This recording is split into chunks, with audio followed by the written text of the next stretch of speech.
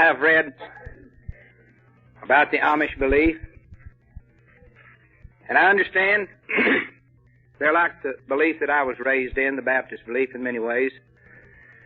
They don't use tobacco, they don't curse, and they don't use alcohol. And for the life of me, I can't see how an Amish would be here this morning. But nevertheless, we have a very wonderful speaker, and I have been warned to tell you to listen closely, because he has an attribute of mind that when he gets carried away with his sincerity, he talks so fast sometimes you'll miss what he says. That he is so enthused, he's got such a message to deliver to us. So without anything else, I'll give us Moses.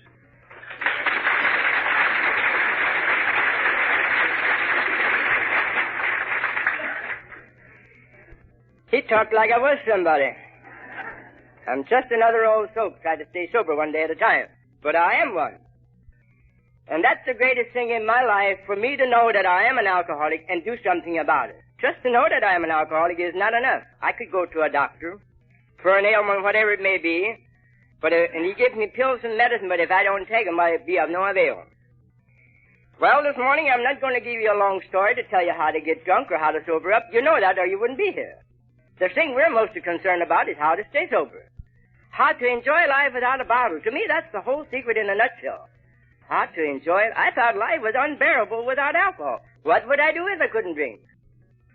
This program teaches me how to stop from starting again. I'm not proud of the past. I hang my head in shame looking back over the past, the things that I've done, or the amount of alcohol that I drank, but all I can do about the past is admit my wrongs and go on. Why should I try to pull today's load with yesterday's dead horse? Let's water over the dam. But I'm not going to close this back door completely on the past. I want to keep myself reminded. One man said, I want to go down memory lane once in a while. Another writer said, I'm not going to take excuse me, I'm going to take the past for a hitching post, but for a guiding post. I like that. So I don't want to forget that. And I'll be an alcoholic as long as I live. There's no getting around it. The big book says if I have both legs cut off, I cannot grow new legs. Once an alcoholic, always an alcoholic. Last summer I took a man to Charity Hospital in Cleveland. They told me about 20 minutes before I got there, a man walked out that was hospitalized with 25 years of sobriety under his belt. Not to ridicule the man, just to bring you out facts. There's a story in the big book of a man who was in business, and alcohol got him down. For 25 years he didn't drink. It was his self-determination. At the age of 55 he had it made financially, so he took a drink. 4 years later the man was dead. So once an alcoholic, always an alcoholic. There's no getting around it. If I live till the 7th day of June, I'll be 60 years old. If I stay sober till the 4th day of June, by the grace of God and the help of you wonderful people in this schoolroom of AA, it will be one day at a time, 20 years till I have my last drink. One day at a time. Not that I'm more than anyone else, God forbid. So I'm going to give you a few high points to prove to you that I am an alcoholic, and most of it all to keep myself reminded. Like I said, I don't want to forget that I'm an alcoholic. I often ask myself the question, am I grateful enough for this way of life, that I'm living in a day and age where this program is here for me to hang on to? Abraham Lincoln once said to one of his soldiers laying under a tree drunk, and said, I hope you drunks get together someday and talk this thing over. And here we have it. Are we grateful enough? Are we grateful? Am I grateful enough? Looking back over my life, I know definitely I would have never made the grade without the help of you wonderful people in the schoolroom of AA. At the age of 16, I had my first try with alcohol. One Sunday afternoon, a bunch of us boys, we got into my uncle's cider barrel. Now, this was my first try. We was out sled riding. I took a couple rounds of good hard cider, and I got the twinkle in my finger, and I got up in that pink cloud. Ooh, brother, this is really... Where had I been? I missed a lot of things. We went out sled riding. We came back after the second round, and I made a complete pig out of myself right there. From then on out, and I got drunk, too. And from then on out, for the next 24 years, I could never take a drink of alcohol and go about my business. In my way of thinking, that's the borderline for an alcoholic. The guy that can take a drink or two and go about his business is not an alcoholic in my way of thinking, but I never seen the day. I don't say I was born alcoholic. That's the least of my worries. Like Sid Retzel from Akron says, establish a fact in your mind that you are an alcoholic and go on. Why quabble? I'm glad I'm an alcoholic. Not glad of the things that I've done. But if it took all the misery and the heartaches and the ups and downs for me to become eligible for this program, friends, it's worth it all. One writer in the Grapevine said, The program is free, but the admission fee was so costly. It took a lot of money to get here. Not only money, the misery and the heartache. Oh, brother. For this simple reason, I'm glad I'm an alcoholic. The man or woman that's never been down in the slumps and the filth and the gutter of alcoholism cannot appreciate life like you and I can. To wake up in the morning with that deep sense of gratitude and thanks be to God for another chance to live again, then to see that beautiful sun come up and say, good morning, God, instead of waking up in the morning and say, good God, is it morning already? Yes. Why shouldn't I be so grateful, so grateful? In February of 1930, we got married. From 1930 to 1940, I was a drunken farmer. A lot of things happened I'm not going to tell you about. A lonely drinker. 90% of my drinking I done all by myself. Because it was too hard a job to keep myself supplied instead of passing it out for someone else. The second year of our marriage, I'm not proud of these things, but it's my story and I have to put up with it. The second year of our marriage, we moved home to my wife's parents and soon discovered Mother-in-law could make good home brew and homemade wine. I couldn't leave it alone. I drank it just like it belonged to me. The second year we lived at home, Mother-in-law got me to put a barrel of cider away for vinegar. She never got any vinegar. No. Now, never once in the 24 years of my drinking did I plan to get drunk or did I wanted to get drunk. I don't say I always got drunk, but I could never stop. And one drink never seen the day that one drink satisfied me. Now, some people maybe drink 5, 10, 15, 20 years before they cross that invisible borderline where alcohol comes in obsession. But not me. From the very start go, I was an alcoholic. So that's the thing for me to accept, that I am an alcoholic and go on from there. I like the guy, like I said, I never planned to get drunk. And, I like the guy that said, went to the liquor store and asked for squirrel whiskey. No, we have no squirrel whiskey, but we got Old Crow. And he said, no. He said, I don't want to fly. I just want to jump around a little. That's the way I live.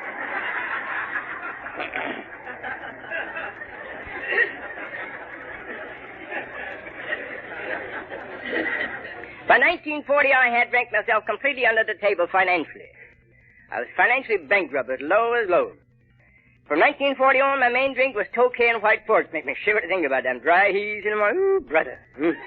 Oh, man, I don't want to forget them. Them awful hangovers, like the writer in the grapevine said, what a hangover is. Something to occupy the head that wasn't used the night before.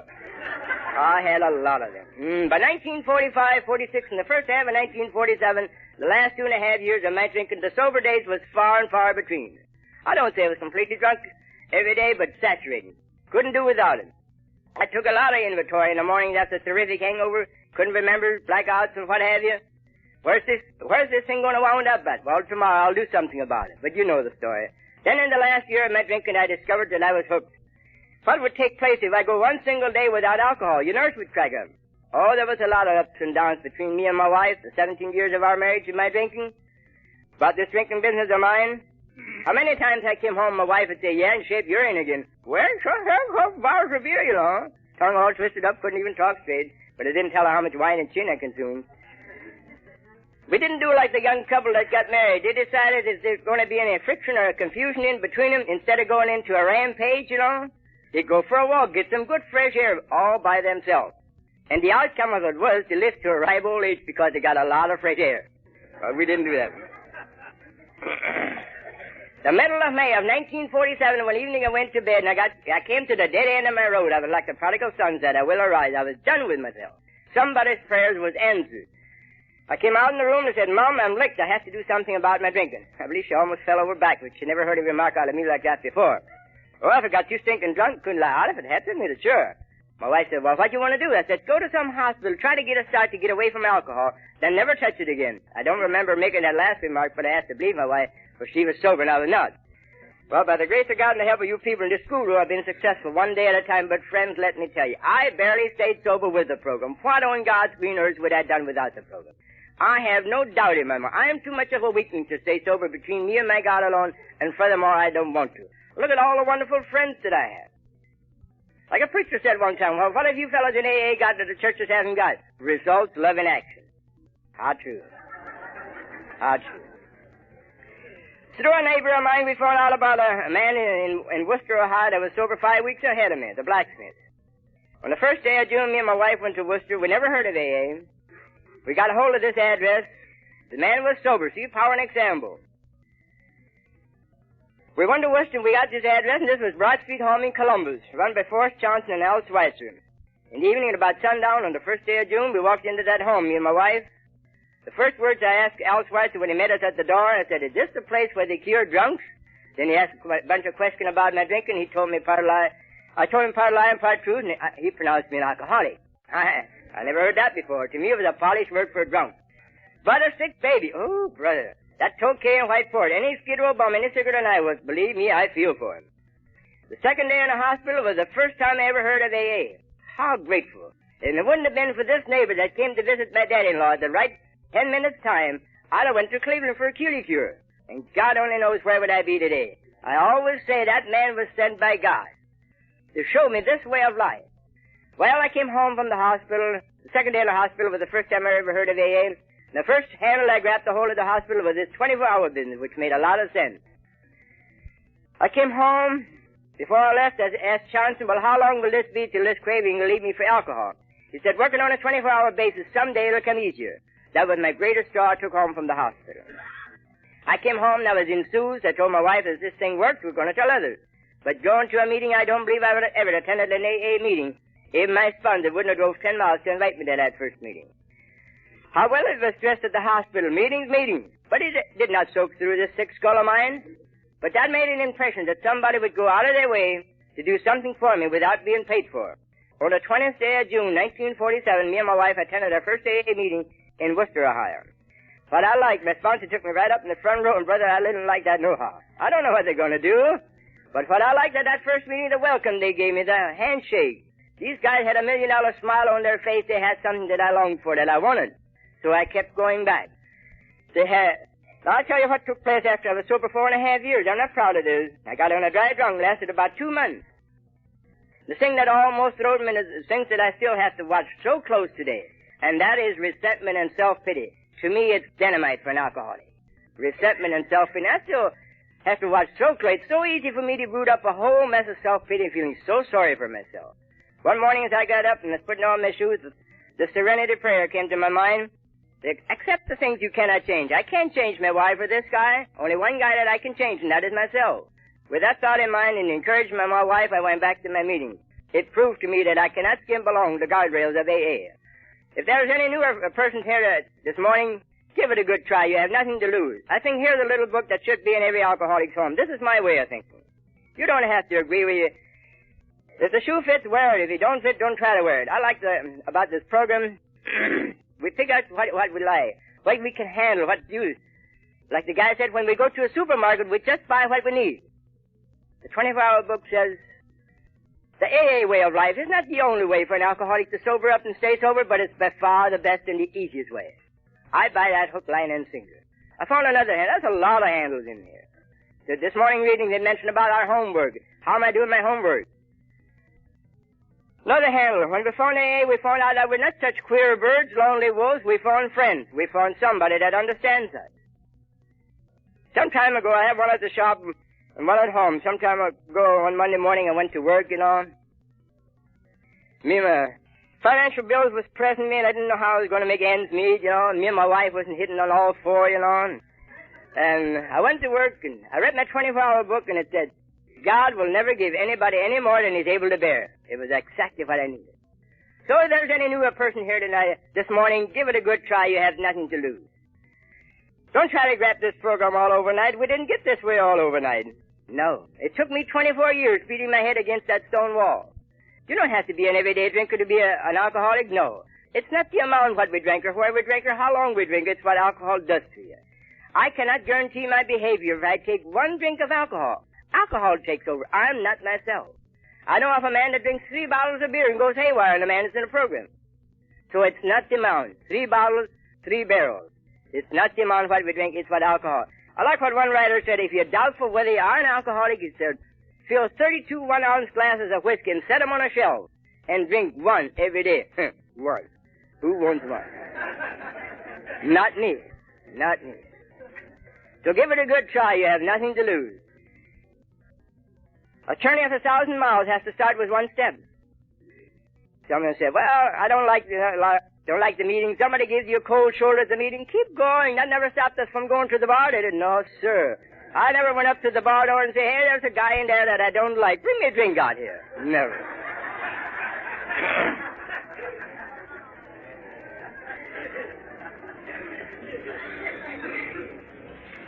About a power greater than yourself, sure there must be a power. There's no doubt in my mind. Some time ago at the shop, one of the boys asked me, he said, Most, I don't believe there is a God. I said, do you ever hear George Washington and Abraham Lincoln? Oh, yeah, definitely. You believe they existed? Yeah. Did you see them? No. I said, how much more proof do we have that there is a God? Look at the sun, the moon, the wind, and the rain. Somebody's taking care of that. Like the guy that made a grain of wheat. The size, the shape, the color, the form, like a natural grain. He planted this grain of wheat, but it didn't grow. Why? Because it did not have no light. It is God that gives the light. You never seen anybody that planted a rose bush out in midair and watch it grow. Takes the good old Mother Earth.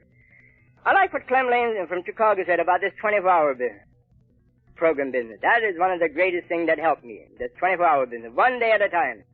He said, if I have a board 365 feet long, he said, nobody can lift that board, but let me cut that board into 1 foot length. It's not hard, one day at a time. I like that. Yesterday's gone. That's water over the dam. That's a canceled check. Tomorrow is only a promissory note. And I never got drunk tomorrow. Today is the day I got drunk. So today is a full-time job for me. This is a training school to prepare myself when problems do arise. They do. Sure they do. Life is not all a bed of roses. These last 19 and a half years was not all a bed of roses. Not by all means. But I have to remember what the writer in the Grapevine said. If I have 4 problems I get drunk, I got 5. And God only knows how many more. It merely irrigates my problems or multiplies them. I like what the 24-hour book did. Each day I like to grow a little bit in spite of my stumbling feet. Some days I wonder whether I'm growing or not. Or which way am I going backwards or forward. But because I don't bring my life where I want to, is it going to help me any to throw everything overboard? Well, what's the use? But now after coming to the program, I cannot sit down and take it easy. Easy does it, yes. But we have to do something about it. The little 24-hour book says, get out of your easy chair and get going. Go to a lot of meetings. Meeting. God is my doctor. These meetings is my medicine, my way of thinking. I read a quotation in the Grapevine about taking it easy. And the guy was sitting at his desk, had his feet up on his desk, had his arms folded, and the boss come in and said, I appreciate your sobriety, but don't you think you're a little bit overdoing it this easy, does it? So nothing grows where the sun always shines. Another writer said, well, that's part of life. This too shall pass. When a plant stops growing, and nothing grows where the sun always shines. The thing is to keep trying, to keep going, to keep doing something about it. That's the thing. The 4 absolutes, I think, makes a good foundation to build this house of sobriety. And I think the key to the whole program is honesty. We manufacture our own key. I cannot ask someone else to get honest for me. No, I have to work on that. The big book says the 3 essential words for an alcoholic to work on is honesty, willing, and open-mindedness. I think the key, like I said, the key to the whole program is honesty. Willingly, just as important to have an open mind as to stay away from that first drink. Like the guy said, well, I went to the meeting the other night and I didn't get a thing out of that meeting. Well, maybe you didn't bring anything along to put something in. Maybe I'm like the little boy came home from school one day and father asked him, son, you been a good boy today? No. Been a bad boy? No. Well, what then? I was just comfortable, see? So if I get down in the dumps, which I do, all I have to do is look down on Skid Row. Look at the man down in the gutter. He's still not sober. Am I grateful enough? Am I grateful enough? Dr. Bob said in the big book in his story, I must keep schooling myself. I owe a debt to this program. And he sums it all up into 2 words, the whole program, love and service. Keep schooling myself. Put me in mind of the little boy came home from school and father asked him, what did you learn today? Not much. I have to go back tomorrow. So that's what I have to do. Sure, I can get drunk again. There's no doubt in my mind. But do I have another recovery coming? That's the thing. And after all, what did alcohol ever give me back in my drinking days? Did I ever wake up in the morning with a terrific hangover that I had a better job, better wife, and more money in my pocket? Drink trouble. This is my life, and it's a matter between life or death. Sure, I love to go to church. I love to hear a good sermon, which I do faithfully. Yes, they even made me a Sunday school teacher, but I love to go to my AA meeting because here I can lay my hair down, so to speak, and I can talk to you that you understand me. That's 2 main reasons why this program works, because we have something in common. We understand one another. The second thing, that warm fellowship, which you do not find that close fellowship any other place than you do in AA, because we've all been down, and we know what it is to come back up again. This program is nothing we can buy wrapped up in a package in a grocery store. We have to work for it. We have to do something about it. Nothing, we can't go and buy a bottle of AA and set it up on a shelf and go and take a slug of AA once in a while. No. I put forth a lot of effort to keep that bottle around. I'm running a race with Sean Barleycorn today. And if I stop running, he's going to catch up with me. Then what? This is a serious thing. Some people grumble because the roses have thorns. Why, we should be so grateful that the thorns have roses. What's my attitude in life? Can I only see the thorns, or can I see the beauty of the roses? Dr. Bob has 4 points in a big book why he works the program. Number 1, it's a sense of duty. Where's a greater sense of duty of mine? It's to go to these meetings. Like I said, God is my doctor. These meetings is my medicine. First of all, to keep myself refreshed and reminded. These meetings is just like the generator on my battery of my car. To keep me refreshed. That I am an alcoholic and I always will be one. Then to be available for that new man or woman. Where would I be if everybody went on a vacation 6 months before I came to the dead end of my road? Am I grateful enough? Am I grateful enough for this way of life? Number 2, it's a pleasure. Where can I go to have a greater enjoyment than go to an AA meeting? Because here, like I said, here are my friends that understands me. Number 3, somebody took time out to help me when I was ready. Number 4, it's insurance. Like the April 16th and 17th of the 24-hour book says, every time we go to an AA meeting, we're taking out a little bit more insurance policy to guard against that first thing. This program is happiness. I found a quotation in the 24-hour book. Happiness is something you acquire. Happiness is a byproduct of love and service. And another writer said, happiness is something you acquire when you're too busy to be miserable. If I help the man across the river on a boat, I'll get there too. And as long as I keep busy with both hands on the oars, I won't have time to rock the boat, will I? No. Soon the 16th on the 24-hour book says, faith is not the whole story. There must be service. We must give this thing away. We want to keep it. The Dead Sea is stagnant and full of salt, but the Sea of Galilee is clear and clean and blue as the Jordan River carries it into the life of others. The service to others give me a real purpose in life. That's on June the 16th. I think the whole program sums it all up into this one story of the rich young lady been going to the doctor time and time and again. All was wrong with the lady. She had too much time and money on her hands. Finally, the doctor told her and said, over there is a young girl trying to take care of an old couple. You're going to help that young girl to manage life, not to work. If they need any clothes or food, send for it and send me the bill. That was the doctor's orders. The young lady went over there and she seen the need and she pitched right in. She helped to do the work and sent for the things they needed and paid the bill herself. Forgot all about she was sick. By giving of herself, we are helping us. Faith is the key that unlocks the storehouse of God's resource. I found that in here. Faith is the key that unlocks the storehouse of God's resource. Faith without works is dead. I read a story on faith. A little boy was sitting by the roadside on a cloudy day, flying a kite. The man came along and said, son, what you doing? He said, I'm flying a kite. The man looked up and said, I can't see nothing. The little boy said, I can't either, but I feel it tugging away. He had hold of the string. So this, we'll never know what for useful channel we can be just by staying sober. The action. Action talks louder than words. We'll never know who's watching us. And be grateful and thankful. Be thankful every day. Not wait till Thanksgiving Day. Like the pig going along eating acorn all day long. He never takes time to look up where they come from. Am I grateful enough for this way of life? To overhaul my gratitude. Can I sit at home in my easy rocking chair and say I'm grateful? Gratitude demands expression. I read a story. We'll never know who's watching us. I read a story in the brighter side. A man was sober 9 months. He got the feeling he should pass this thing on.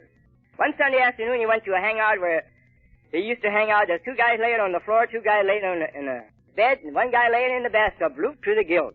But 1 guy, he got finally woke up, and he told him what he found. He left the place. He thought it didn't do a bit of good. 6 months later, a man came up to him at an AA meeting and said, you remember me? He said, no. Remember that Sunday afternoon? He said, I sure do. And he said, well, I was under the bed. So you'll never know.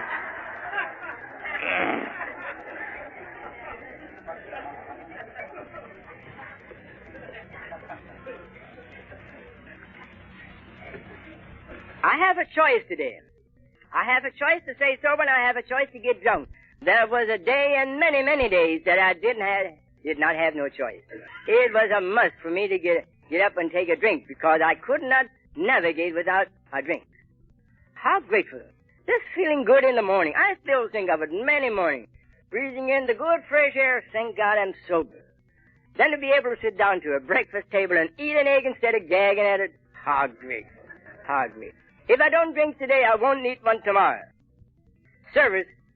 Like one man said, service is my room rent here on this earth. To help someone else.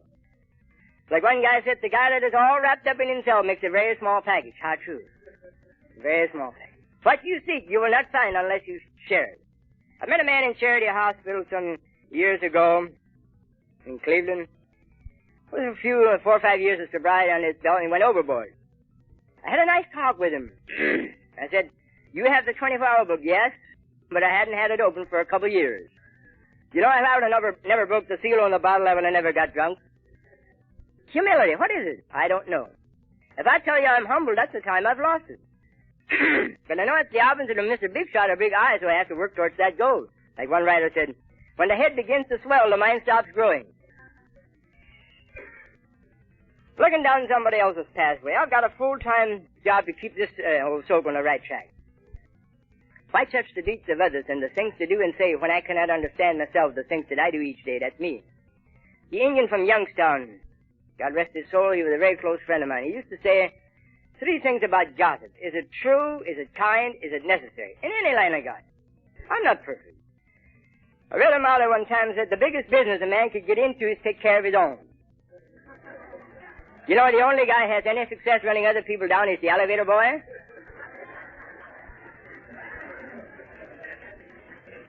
Them are the things I must keep in mind. Put a value on my sobriety. How grateful. Am I grateful enough? It's not so much in life what I want, it's what I need. How grateful. I read a story of a little refugee girl. Was picked up by a party, cleaned up and dressed up and set on a high chair. And given a glass of milk. And this little girl said, how much of this can I have? Here we're living in a land where we got milk and honey. Am I grateful enough for this way of life? Now a few words yet about prayer. Maybe I need a drink right now. I'm going to wait till tomorrow.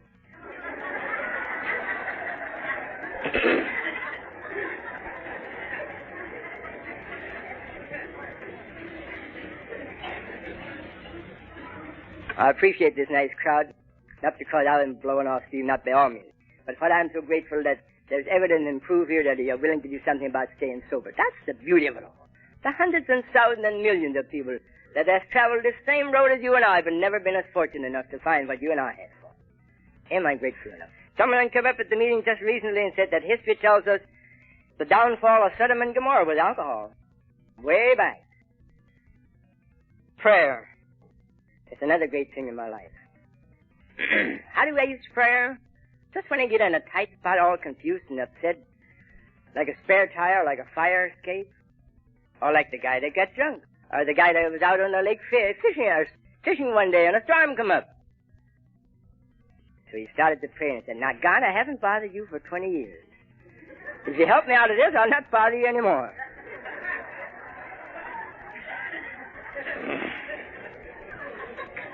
One man said, prayer is the key to God's treasure house. The good book says, ask and you shall receive. If I want to borrow my neighbor's lawnmower, I wouldn't go over and grab it with it. I'd ask for it. Ask and you shall receive. One man said, prayer is a vitamin for the soul. Another man said, it's just as important to dress up your mind as it is to dress up your body. To tune in with God. God is just as close as you let him. Talk to your God same as you talk to your fellow man. Prayer is the key to God's treasure house. To be balanced between prayer and action. I could lay down here on the floor and you could do all the praying you want to, but if I don't use some of my own God-given strength, I'll be still laying there, won't I? To be balanced. Like Ann Craw from Niles says, you want to pray for potatoes, reach for a hoe. Do something about it. It's not so much what I say when I'm down on my knees that counts. It's what I'll do when I'm on my feet. Action talks louder than words. There's times when the best form of a prayer is action. The Good Samaritan, I believe he prayed, but he put for his action to, didn't he? Yes. To give God my undivided attention, like the man that went into a telephone booth after night, and he was looking all around for the light, and he couldn't find it. Another man came by, seen this problem, and said, close the door and the light will come on. To give God my undivided attention. I like the old Negro's prayer. Oh, Lord, help me to remember that nothing can happen today that you and I cannot handle. One more on the line of prayer. A blind man that was healed in the good book. The master didn't tell him, open your eyes, you're healed. No. He took a handful of clay and he smeared over his eyes and said, now go to the pool and wash. Do something about it. God will do the impossible. It's up for us to do the possible. Now, meetings.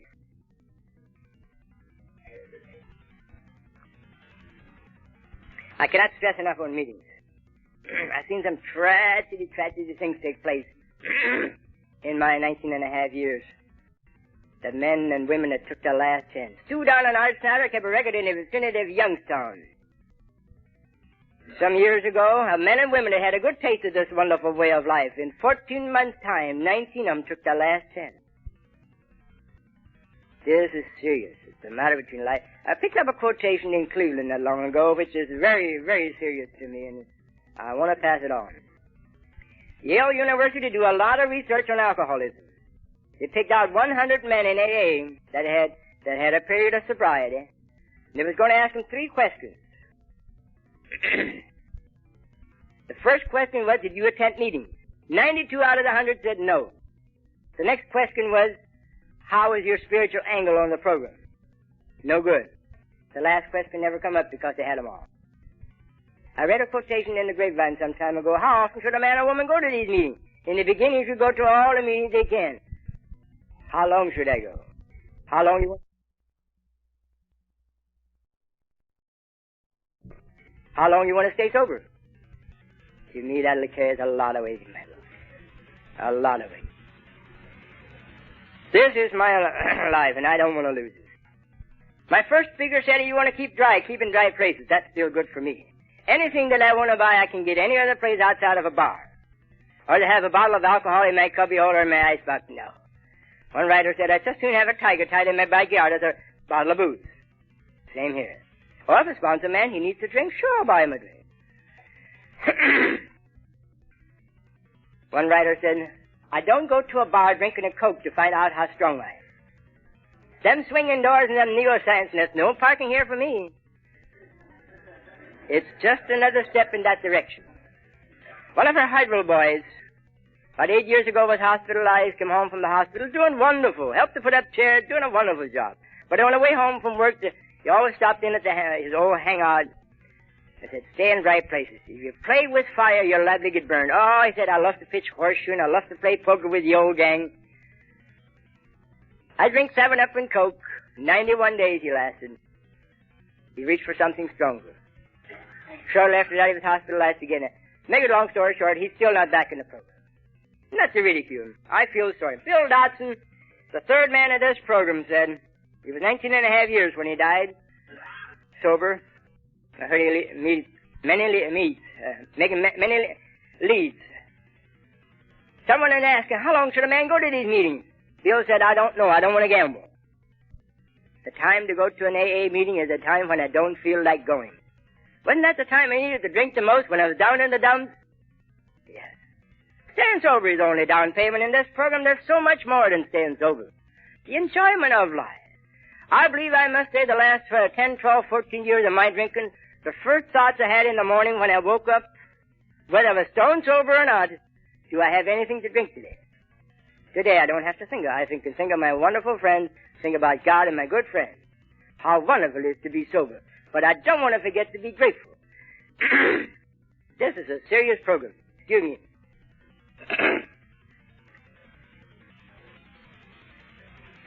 Someone has said maybe there are no musts in AA, but there's a lot of better bees.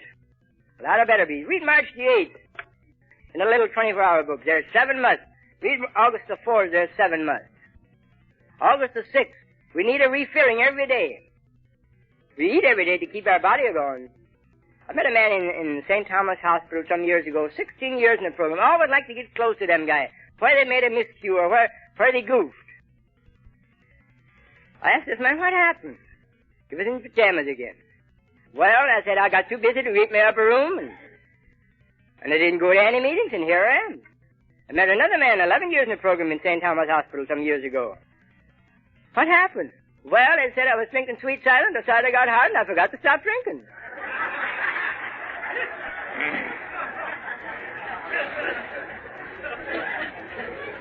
I said, had you been to any meetings lately? Hadn't been to a meeting for a long time. Action. Like the little boy that fell out of bed one night, and Father asked him, son, what happened? Well, I got too close to the edge. I don't want to get too close. I read a story talking about action. I read a story not long ago on action. He said, God furnished all the feed for the birds, but he will not put it into their nests. I put forth a lot of effort to keep that bottle. If I put forth 1/10 the effort, try to keep sober, as I tried to keep that bottle rolling, I'm going to make it. Just waking up in the morning, chiseling, conniving, stealing, bag and bar, how to get that next supply, even stole my own chickens behind my wife's back.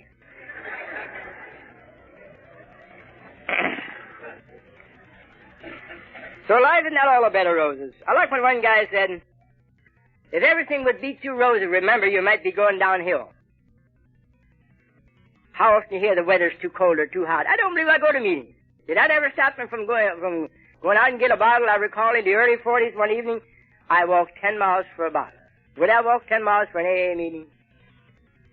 I seen a Skid Row film some years ago in AA, Chicago Skid Row, and some cold winter mornings there's high as 30 of them dead. How grateful should I be? How grateful. Someone has said he used to think the hardest thing in life was to get up and talk, but it's not. It's living God's program. How true. Action talk louder than words. But in my mind of the story, the two guys was out on the lake fishing one Sunday morning. One guy said, I should have went to church this morning. After all, I couldn't have went anyhow. My wife was sick.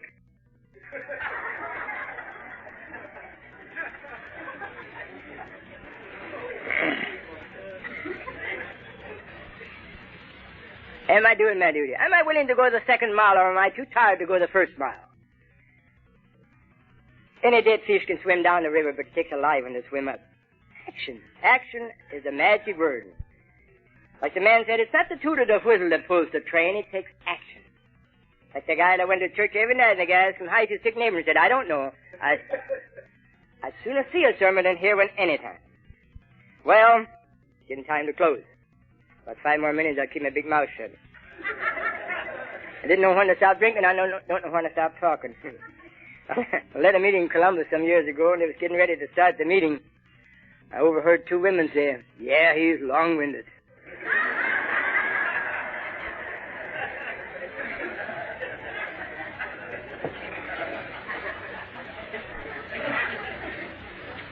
How often you hear the remark, oh, it gets boring, gets monotonous to go to these AA meetings, hear these old drunken stories over and over again. I heard that guy so many times, I know he'll leap backwards. Well, so what? Excuse me.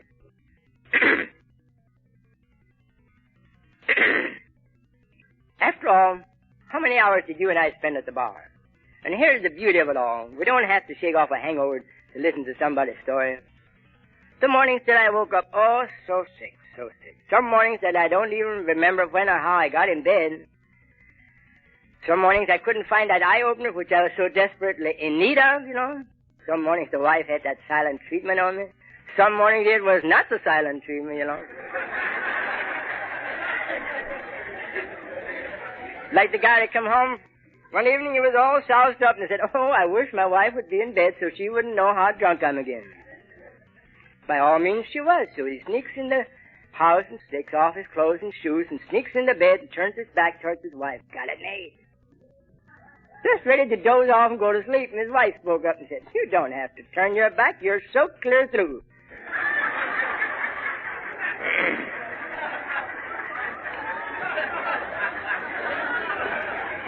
That's the way I've been a many, many times, soaked to the gills. Now, a few words yet about thinking. This is a thinking program. We get out of the thinking business into the drinking business into the thinking business. My mind is my garden, my thoughts are my seeds. What am I going to harvest? The flowers or weeds? I can't help but have evil thoughts enter my mind. Same as a flock of birds will fly over my head. But I can prevent them birds from building nests in my hair. Same way with an evil thought. The right train of thought will take me to a better station in life. As a man thinketh, so is he. An idle mind is the devil's workshop. I heard of a speaker say, it's so much easier to do good as to be good. Oh, that hit me right between the eyes. In time, in my home, I'm so much in the moody side, or sour side, a little sharp word, or sharp act before I catch myself. That's me. I don't want to be that way, but that's me. Temper makes a man speak his mind where he should be minding his speech. I read a motto one time that the largest room there is room for improvement, and that's me. This is a program of cultivation. I read a story. The man and woman moved into a house where nobody had been living in for a long time. The next morning they woke up, they looked down in the yard. high grass and rubbish and wheat, but the middle of all this was a nice great big red rose. They followed the root of this rose for 9 feet over into the neighbor's cultivated garden. This is a program of cultivation. We have to keep doing something about it. There's no getting around it. The man or woman that has trouble in the program, don't be afraid to come back. Keep coming back. Keep coming back. Let no failure be final. Don't let the glamour of AA wear off. If I point a finger at him or her, I got 3 of them pointing back at me. The only time I have any right to look down on my fellow man when I stoop over to give him a lift. Back in school days, if I had arithmetic tests and spelling tests and I flunked, did I stop going to school? Of course not. Keep coming back. There was a young boy that was such a good skater. He was asked, what makes you such a good skater? Well, he studied a little and said, well, maybe this because I always get up and try again. That's the thing that counts. Try again. There was a doctor in the grapevine that was sober 10 years. He laid down on the job, didn't go to his meetings, didn't lead his meetings. Finally, he got drunk. In the hospital, he landed. 2 thoughts came to him. God forgives, and AA will take me back. Where else can we go? Keep coming back. Keep coming back. Bill Weir from Salem, Ohio, a couple of years ago on a cold winter morning, had a telephone call from one of his friends and said, come over, I'm drunk. Bill said, oh, it's snowy, slippery, hard to travel. Couldn't you wait till morning? No, I want you right now. So Bill said, okay, I'll be over. So he hung up the receiver and he was putting on his shoes, but he was a mumbling and a grumbling, oh, brother, do I have to go out in this kind of weather? His wife spoke up and said, which end of the line would you sooner be? How much better to stay sober than to sober. Which end of the line would you sooner be? Now, it's these small things in my daily walk of life that I have to watch the most. Regardless of how small, I have to take care of them as they come. I cannot afford to leave them pile up. I'm not perfect. A long way from perfect. If you don't believe it, you ask my wife sometime. But I have to work. One of our Canton boys, some years ago, after quite a number of years of sobriety under his belt, went overboard. When he got back in the program, me and him had a nice heart-to-heart talk. He said, it wasn't the big things that throwed me, it was these little petty things. My wife don't appreciate me anymore, and I kept building up, and bingo, I got drunk. Enough little threads can make a cable. One writer in the grapevine said, you never heard of anybody tripping over Pike's Peak. It's these small things, my daily walk of life that I have to. I do a little painting in summertime, try to make ends meet. I still have financial problems, but I can face these problems. That's the beauty of it all. I'm so grateful. There's nobody that I have to sidetrack or hide behind a bottle or for cover over. No. I'm not perfect. No. Not by all means. Here a couple of years ago, I painted a trim job for an old lady in the evening after work and Sunday and Saturday afternoons.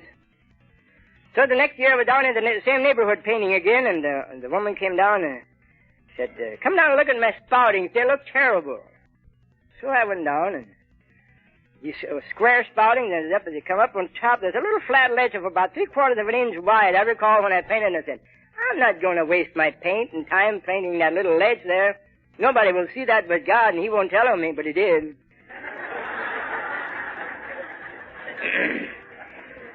That little ledge wasn't painted, then it rusted, and when it rained, that rust water ran down over these nice white spouting. Ooh, made it look terrible. So I told the lady, it's my fault. I tell you what I'll do. I'll paint all your spouting, and I won't charge you a penny.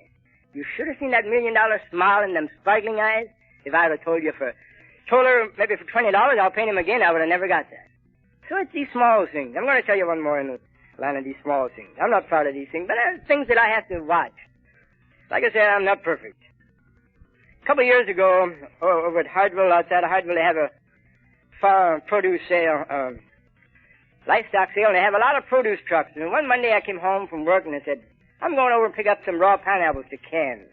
My wife, there was a neighbor woman there that her husband had run off and left her 2 small boys to raise. This woman said, bring me a couple pineapples. So I went over, I bought a bunch for us and a couple for her, but I picked out the 2 smallest one for her. I'm entitled, I'm done the work. But you know, I couldn't forget that. You old louse. That poor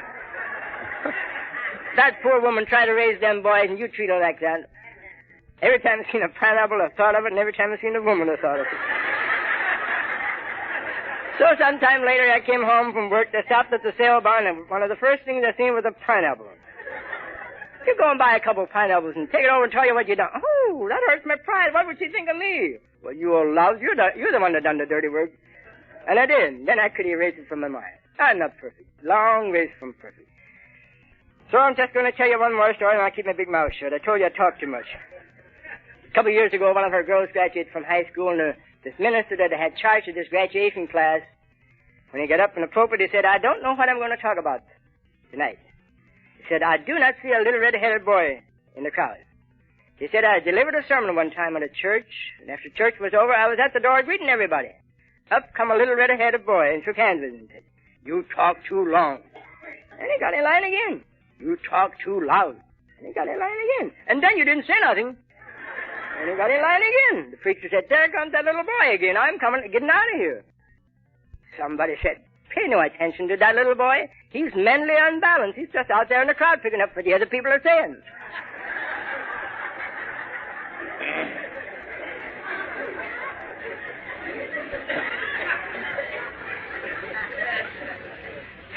Friends, it's wonderful. Am I grateful enough for this way of life? I want to thank you for giving me this privilege. I'm not worth it to have this great privilege, this great opportunity to be in front of this nice crowd here this morning. But it's a pleasure. And of myself, I'm nothing without the power greater than myself. So I want to thank you for listening to me. And in closing, I'm just going to close that little prayer of gratitude. Oh, Lord, thou hast given us so much. Give us one thing more. Give us a grateful heart. Thank you.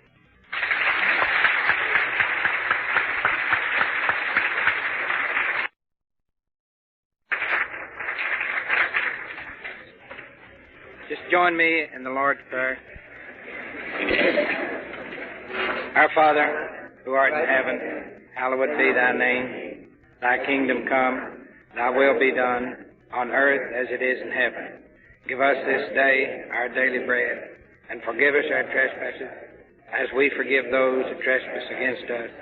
And lead us not into temptation, but deliver us from evil.